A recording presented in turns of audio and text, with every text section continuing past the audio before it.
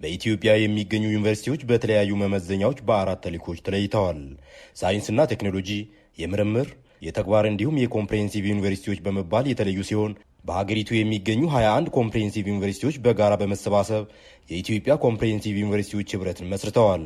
በመዳወላቡ ዩኒቨርሲቲ የመጀመሪያውን ጠቅላላ ጉባኤ ያካሄደው የኢትዮጵያ ኮምፕሬሄንሲቭ ዩኒቨርሲቲዎች ማህበር ሁለተኛ ጠቅላላ ጉባኤውን ደግሞ በወራቤ ዩኒቨርሲቲ አስተናጋጅነት አካሂዷል። በህብረቱ የታቀፉ ዩኒቨርሲቲዎች በመማር ማስተማር፣ በምርምር እንዲሁም በማህበረሰብ አገልግሎት ስራዎችን ይሰራሉ ያሉት የህብረቱ ሰብሳቢና የጋምቤላ ዩኒቨርሲቲ ፕሬዝዳንት ዶክተር ዲሪባ ኢቲቻ የህብረቱ አባል ዩኒቨርሲቲዎች ልምድ ለመለዋወጥ ያለውን ውስን ሀብት በጋራ ከመጠቀም ባሻገር ግዙፍ ሀገራዊ አጀንዳዎች ላይ ለመስራት በጋራ መሆን ትልቅ አቅም ነው ብለዋል።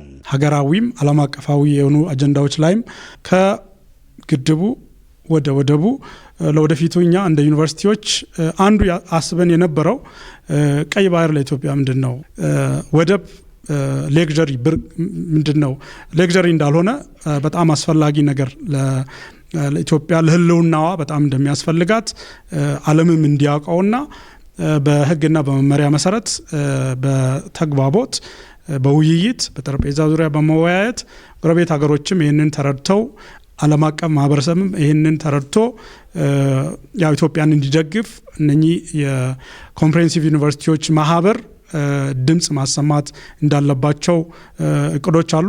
በተለያዩ መመዘኛዎች 7 ዩኒቨርሲቲዎች የምርምር፣ 17ቱ ደግሞ የተግባር ወይም አፕላይድ ዩኒቨርሲቲ፣ 21ዱ ኮምፕሬሄንሲቭ እንዲሁም 2ቱ የሳይንስና ቴክኖሎጂ ዩኒቨርሲቲዎች በትምህርት ሪፎርሙ ተለይተው ወደ ተግባር ገብተው ያሉት በመድረኩ የተገኙት በትምህርት ሚኒስቴር የግል ከፍተኛ ትምህርት ተቋማት አገልግሎት ደስክ ኃላፊ ዶክተር ኢዮብ ባየነው እነዚህ ዩኒቨርሲቲዎች በተሰጣቸው ተልዕኮ ላይ ትኩረት አድርገው እንደሚሰሩ ገልጸዋል።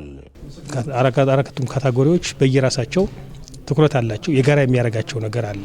የጋራ የሚያደርጋቸው ነገር ለመስራት ደግሞ አንድ ላይ ቢሰባሰቡ የተሻለ ነው ተብሎ አቅጣጫ በተሰጠው መሰረት አሁን ኮምፕሬሄንሲቭ ዩኒቨርሲቲዎች 21 ዩኒቨርሲቲዎች አንድ ላይ ተሰብስበው ለራሳቸው ፎረም ፈጥረው ይህንን ፎረም በመጠቀም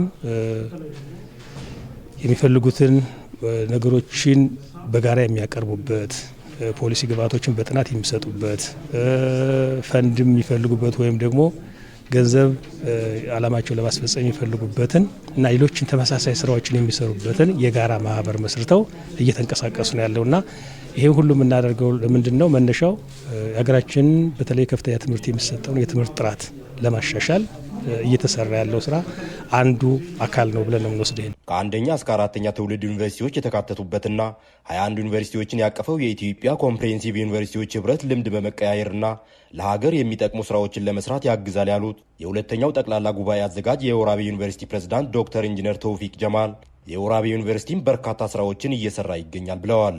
ያነጋገርናቸው የቀብሪ ዳሩ ዩኒቨርሲቲ ፕሬዝዳንት አብዱል ፈታህ አህመድ በበኩላቸው የህብረቱ መመስረት ሀገር ያላትን ውስን ሀብት በጋራ ለመጠቀም ከፍተኛ ሚና እንዳለው ገልጸዋል።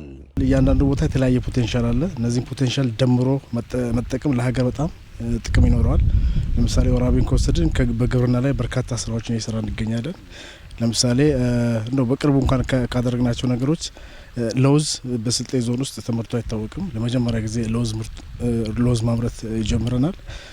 ሌላ ደግሞ የሺያ ሲድ የሚባለው በኤክስፖርት ስታንዳርድ ደረጃ በጣም ውድ የሆነ ምርት ነው። እሱን ገርበር ካምፓስ ላይ ምርምርን መሰረት አድርገን እውቀትን ተጠቅመን በሄክታር ከዚህ ቤት 4 ኩንታል ሲመረት የነበረውን እኛ ጋር በሄክታር 7 ኩንታል ማምረት ይችላል። ስለዚህ እንደዚህ አይነት ስራዎች እያንዳንዱ ዩኒቨርሲቲ ውስጥ እንደዚህ አይነት ፖቴንሻሎች አሉ።